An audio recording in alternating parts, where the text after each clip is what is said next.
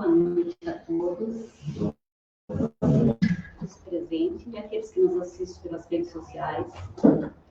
Neste momento, agradecemos a Deus, Pai, Criador de todas as coisas, ao nosso Mestre Jesus, que é amor, que é bondade, que é justiça e caridade, aos nossos mentores espirituais, que nos intuem, inclusive para que hoje estivéssemos aqui para assistir mais uma vez, mais uma palestra, mais um ensinamento, e aos mentores da Casa Espírita Allan Kardec, e neste clima de agradecimento por mais uma semana, por estarmos aqui e termos vencido qualquer obstáculo, façamos mentalmente a oração que o Pai nos ensinou.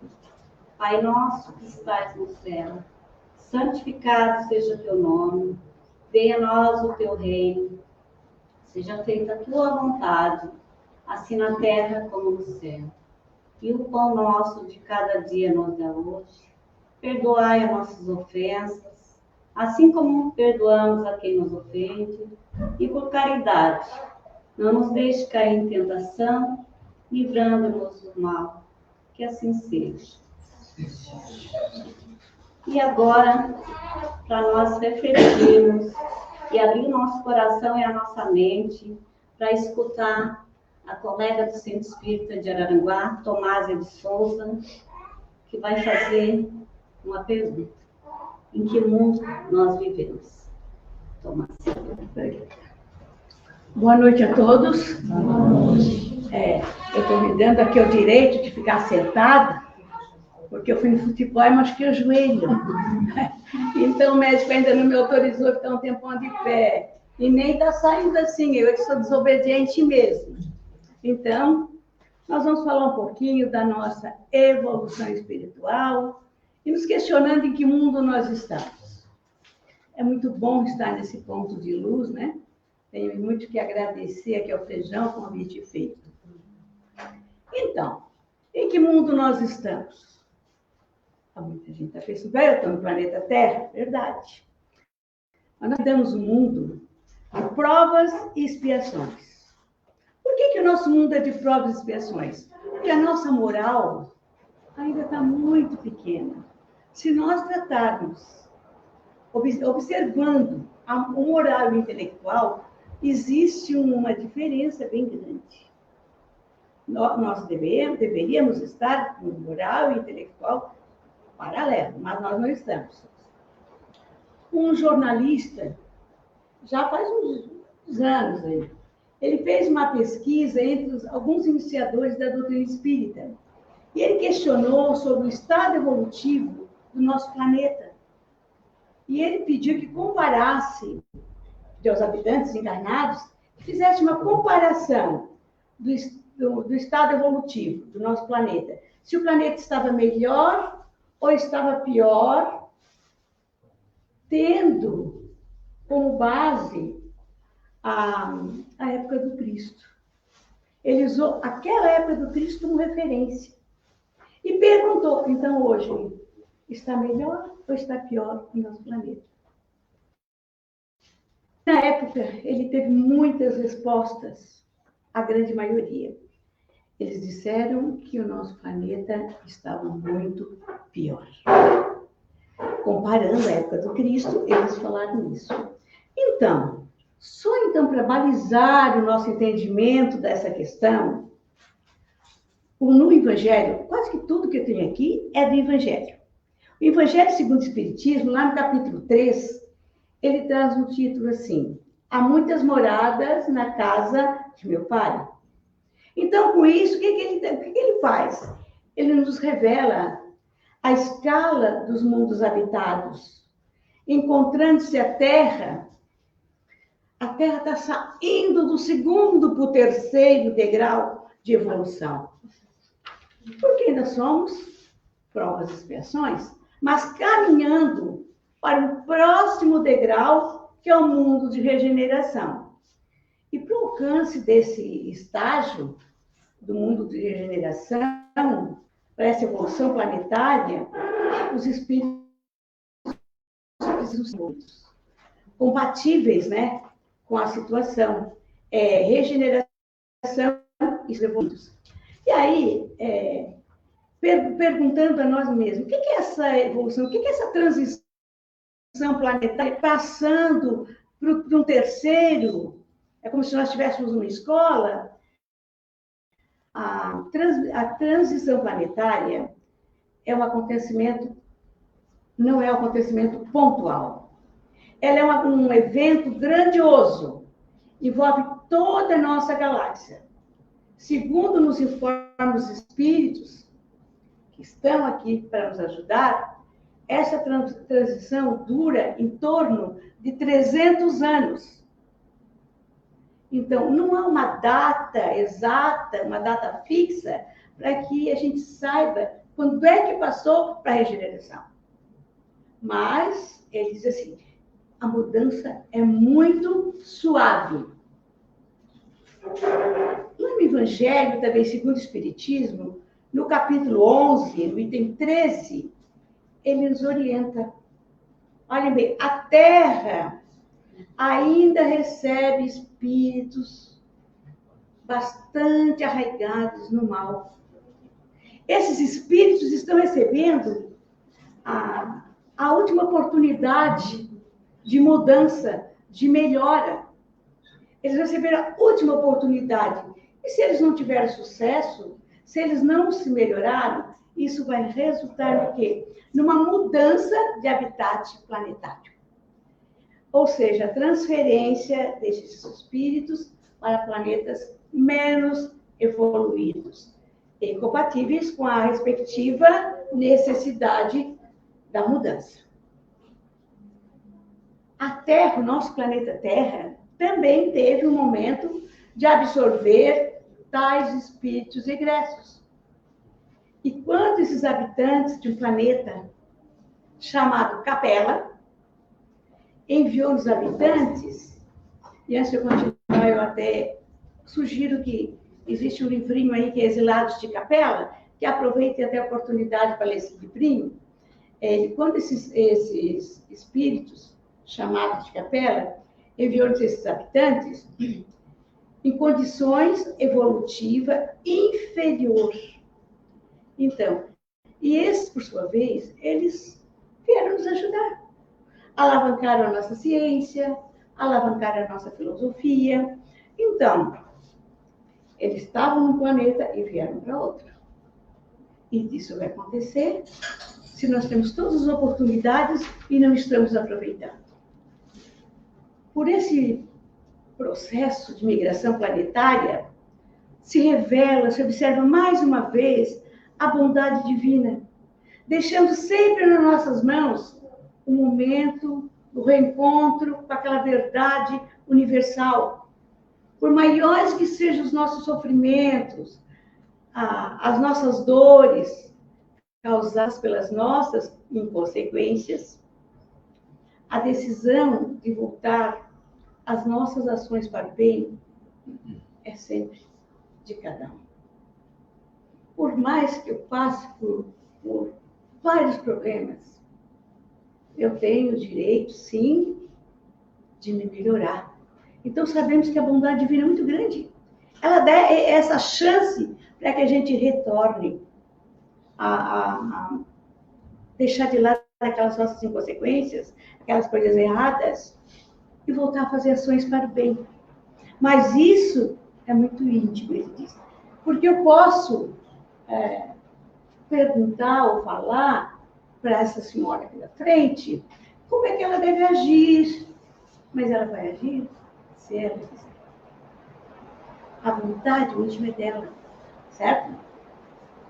Então, uma coisa muito me chamou a atenção quando ele diz que esse processo evolutivo de uma órbita, de um planeta, ele não estaciona sob a vontade de alguns espíritos, poucos que querem permanecer nessa mesa.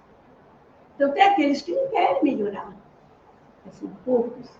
E nem por isso o planeta vai deixar de evoluir. Vai continuar a evolução. Então, ele fala assim, Tenhamos em mente que os casos de migração planetária são a grande minoria no nosso grupo. Então, já são poucos que migram para outros planetas. E aí, muita gente pergunta assim, e eles vão poder retornar? Vocês sabem que eu pesquisei bastante. Teve livros que me diziam que eles podem retornar. Tinha livros que diziam que eles não podem retornar. Mas depende. Aí eu fui buscar mais ainda. Eles podem retornar desde que aquele planeta que eles tiveram lá, eles tenham ajudado todas as pessoas da melhor maneira possível. Aí sim, ele tem o direito de retornar. E o Cristo, sabendo o momento de transição da nossa escala evolutiva nesse nosso mundo, ele nos deixou um alerta em forma de previsão. E essa forma de previsão está lá em Mateus 24, 12. É uma frase que a gente tem que refletir muito. Ele diz assim, e por se multiplicar a iniquidade, o amor de muitos esfriará.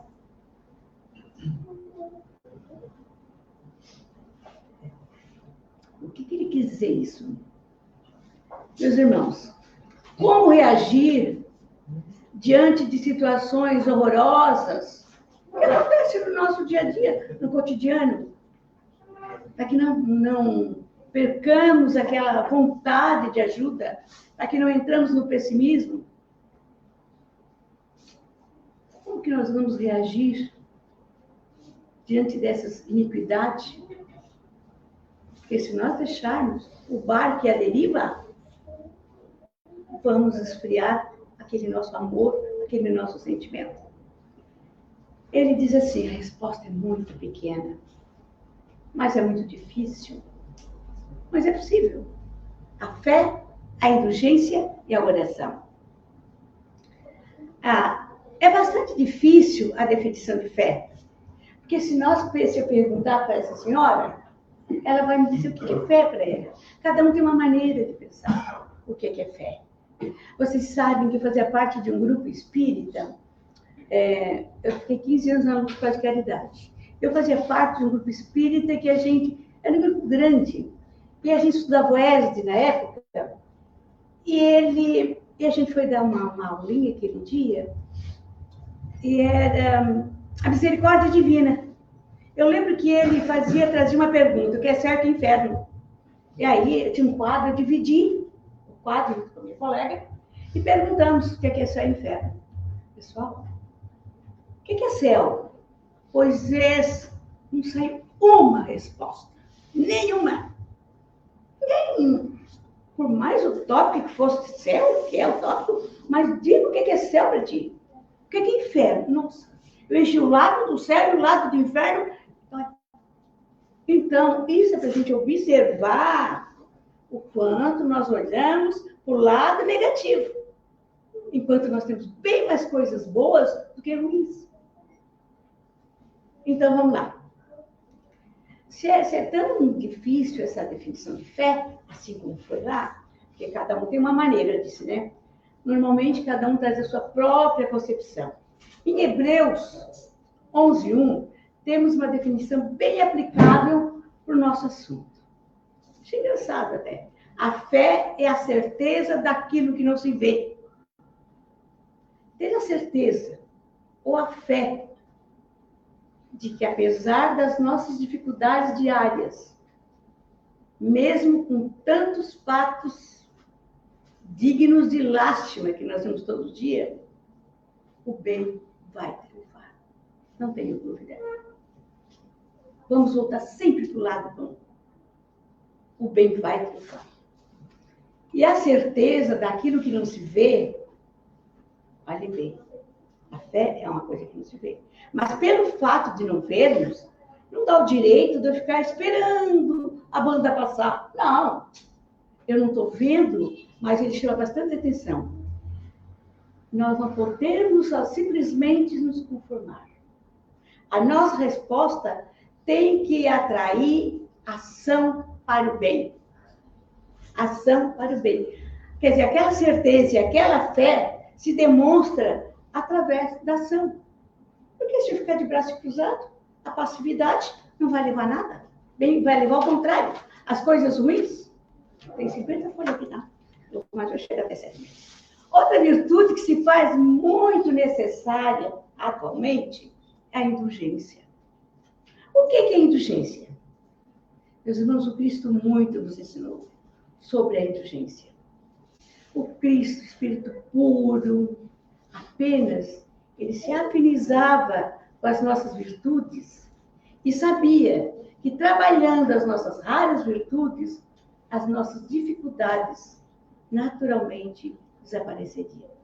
Então, bem, isso é para todos nós. Se cada um de nós trabalhar a tua virtude, puxa, mas eu gosto de fazer o bem, ou pega uma outra virtude, porque uma que tu tenhas, executa. Tu vai observar que a tua dificuldade que tu está enfrentando vai desaparecer. Busque aquilo que tu tem de bom. Comece a esquecer aquilo que tu tem de ruim. Enquanto, meus irmãos, nós, espíritos imperfeitos, cheios de desvirtudes, seria esse tema, damos maior ênfase nas dificuldades alheias, ainda não entendemos a questão da trave e do arqueiro. Está ali no Evangelho. Portanto, se nós nos identificarmos, nós olhamos para uma pessoa e dizemos, mas eu acho que ela é muito indigna daquilo lá. Olha bem, nós estamos fazendo o juízo da pessoa. E ele diz assim, Cristo enxerga como Filho de Deus. Onde nós vemos uma pessoa irrecuperável, olhamos, às vezes, alguém que está doente do álcool, do vício, a gente diz assim, é irrecuperável, não tem volta. O Cristo vislumbra o espírito em processo evolutivo. E, ao mesmo tempo, ele se coloca naquele papel de auxiliar o lado moral daquele ser humano e daquilo que ele necessita. Não é dar o pão. Ele ensina, ele educa, vamos dizer assim, ao invés de condenar. Porque se nós olhamos uma pessoa, nós temos o hábito de condenar. Isso que o Cristo faz, ele define uma melhor definição de indulgência. Ajudar, não julgar. E existem 3 lugares em que a prática da indulgência é necessária. Perante nós mesmos, em nossos lares e diante da sociedade. Devemos nos aceitar como espíritos habitantes de um mundo de provas e expiações. Que a nossa moralidade ainda se encontra em dificuldade. Mas ciente de uma coisa, nós estamos nesse plano não a passeio e nem de férias. Nós estamos aqui para a prática do bem, para a prática do amor. E nós saibamos que qualquer momento de dificuldade para lidar com a nossa questão moral, é necessário olhar um pouquinho para trás. Eu quase nunca gosto de dizer para a pessoa olhar para o passado, mas é que é necessário. Cada um faz isso.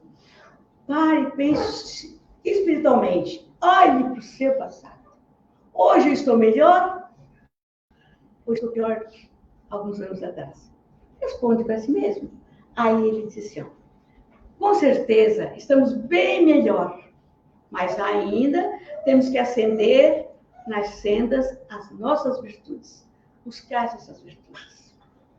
Não precisa a gente nunca se fazer de coitadinho. Nós somos muito grandes, muito fortes.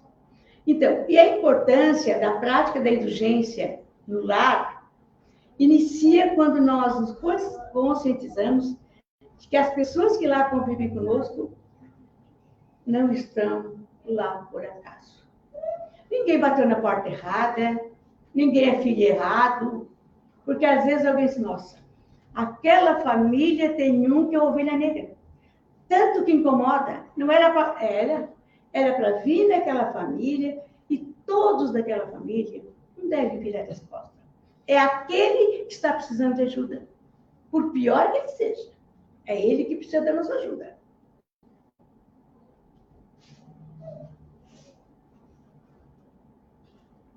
Vamos lá. Então, a importância da prática da indulgência no lar, ele faz essa consciência para a gente. Pensa que ninguém está lá, ninguém é filho de alguém porque por acaso, não existe isso. Era preciso estar lá. Certo? Então, não sei se vocês já leram um livrinho que se chama Boa Nova. Esse livrinho Boa Nova, ele nos conta uma história de Joana de Cusa. E eu vou falar bem resumido e bem rápido essa história. Joana é esposa de um alto funcionário de Roma, e que na época eles eram adversários da missão de Cristo. E Joana, apesar de ter posses, muitas posses, ela não tinha paz. E quando ela ouviu as palavras de Cristo, ela resolveu se oferecer para segui-lo. Ela queria seguir o Cristo, ela queria ajudar as pessoas. Ela insistiu, e Cristo sabia, da sinceridade e do desejo que ela tinha de ajuda. Mas o Cristo disse que não, que ela não iria junto. Aí eu me questionava, quando eu estava lendo, por que o Cristo não deixou que a Joana abandonasse aquele lar, que não tratavam ela com devido respeito, não tinham consideração, porque ela gostava muito de ajudar as causas cristãs, eles não permitiam. Por que deixou ela abandonada, próxima daquelas pessoas que tanto magoavam, que era o marido e o filho?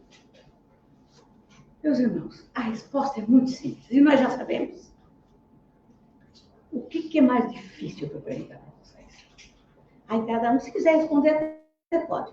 Eu visitar um doente desconhecido, ou eu suportar acentuadas dificuldades cotidianas advindas do próprio lar? O que é mais difícil? Alguém quer responder? Hein? As dificuldades do lar? Com certeza. Aí ele diz assim, era o que ela passava. Lá no Evangelho, segundo o Espiritismo, no capítulo 9, no item 6, tem uma palavra mágica, a paciência. E quando nós vamos fazer um Evangelho, que abrimos na paciência, ela diz assim, ela nos diz que a nossa vida é composta de 1000 agulhadas que acabam por ferir, magoar e deixar marcas. Verdade. Então, é exatamente isso que muitas vezes as pessoas têm no lar. E era o que Joana encontrava. Mas Cristo pede, não abandone, tenha paciência. Trabalhe com a tua paciência, ela é muito importante. O Cristo, vamos ver se eu vou dar conta aí no tempo que eu tenho.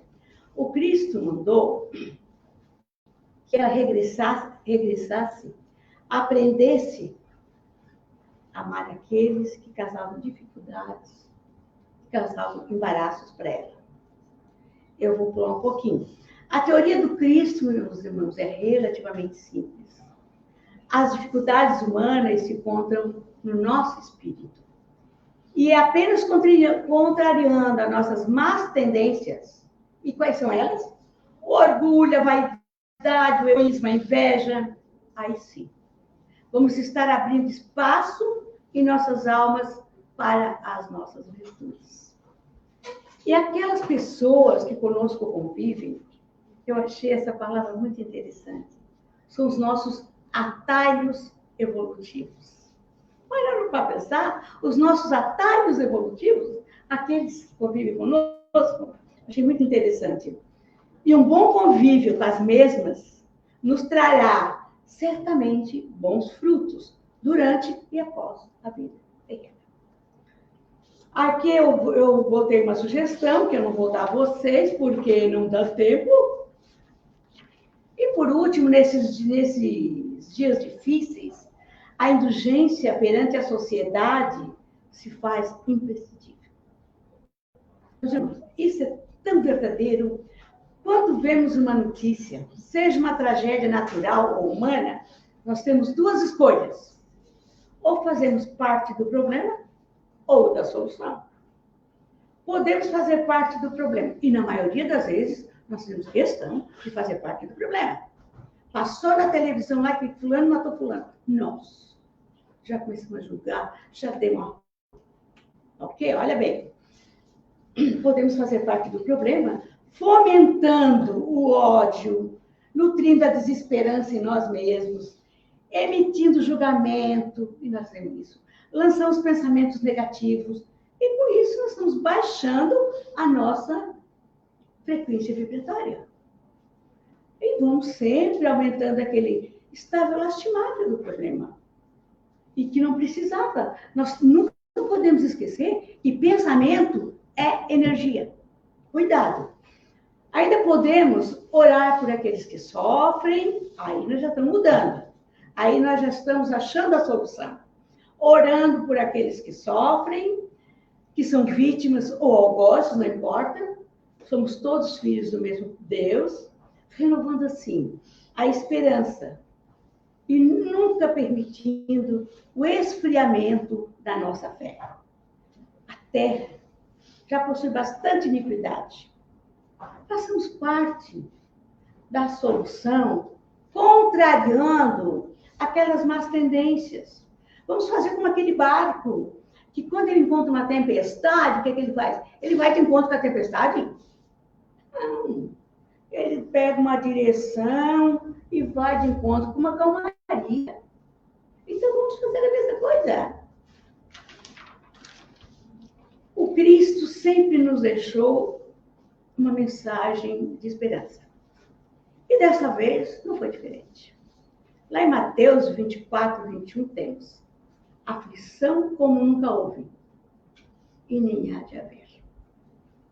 A transição, meus irmãos, na escala evolutiva da Terra, é uma prova, eu acho que é a prova mais difícil na formação de espíritos, com as respectivas dificuldades morais. Que todos eles têm que receber a evolução moral.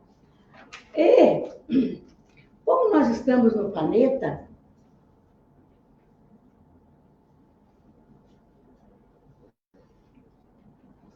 em processo de regeneração, muitas mudanças vão ocorrer nos aspectos físicos e no aspecto espiritual. Tanto no desencarne como no encarne. O nosso planeta terá uma cara bem diferente, um rosto diferente. Lá onde eu pesquisei, em 2057 e 2060. Após a transição que está acontecendo, como foi anunciado por Francisco Cândido Xavier. E eu ainda coloquei, que eu pesquisei, que 2018 foi crucial para a limpeza planetária. Se vocês começar a pensar o que aconteceu em 2018, tá? Então, por que nós falamos em regeneração? Por que nós chamamos regeneração?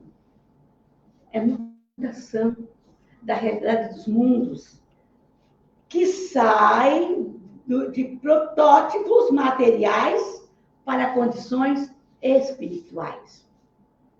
E como é que vai se dar esse processo de reparação para nós? O homem voltará à sua condição essencial, que é espiritual e não material.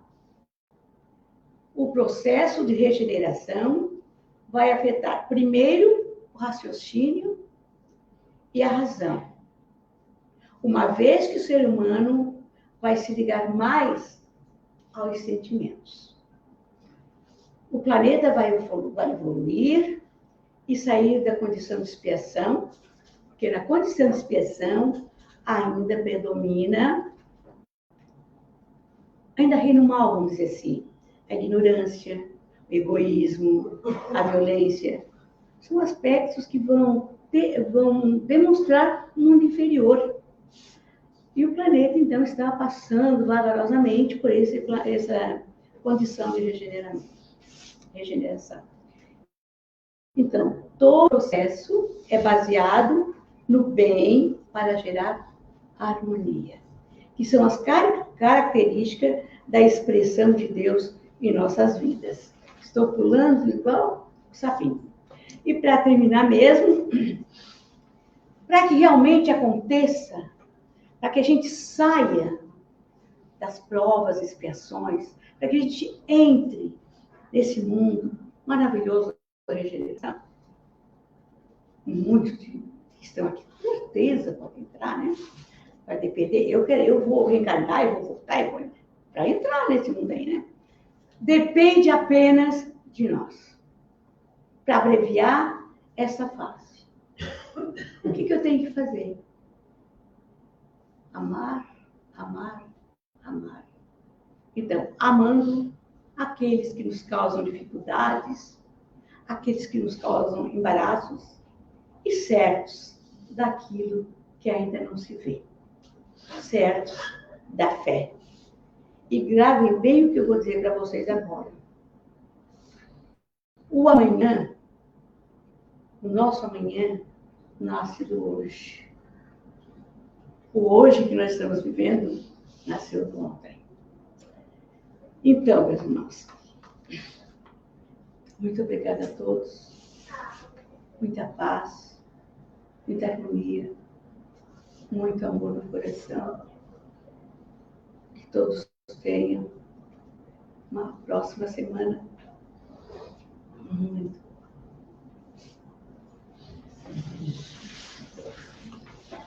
Agora, nesse clima de harmonia que estamos, que já recebemos a nossa parte de bênção, de luz, vamos fazer a nossa caridade. Vamos pedir aos nossos mentores, ao Mestre Jesus, que as nossas orações possam ir aonde nós não podemos ir.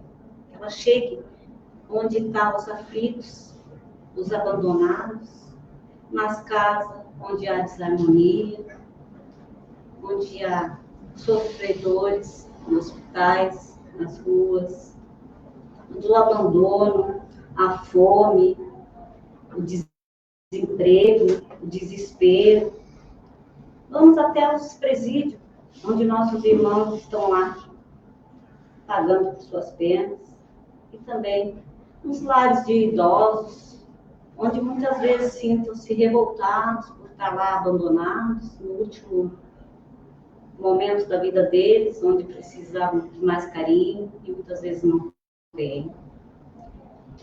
E com essa revolta, eles deixam de encontrar esse céu que a nossa irmã nos falou e ficam nesse inferno. Como nós não estamos de passagem nem de férias, mesmo que estando de férias literalmente, agora com o coração cheio deste amor, por essa caridade que fizemos, vamos fechar nossos olhos, deixar os nossos infernos e entrar um pouquinho nesse céu. Esse céu que alivia nossas dores, que alivia nosso sofrimento, que nos traz esperança de um amanhã melhor, que nos dá força para que possamos chegar nesse mundo de regeneração tão esperado, com a nossa fé renovada e o nosso amor maior ainda. E assim, neste momento, com esse sentimento de paz, que sabemos que nossos mentores estão conosco e que vão nos acompanhar até as nossas casas, onde podemos lá chegar e levar essa paz para dentro dela. Chegar ao nosso trabalho e levar essa paz para dentro dele. Façamos a nossa oração mentalmente. Pai nosso que estás no céu, santificado seja o teu nome. Venha a nós o teu reino, seja feita a tua vontade, e assim na terra como no céu.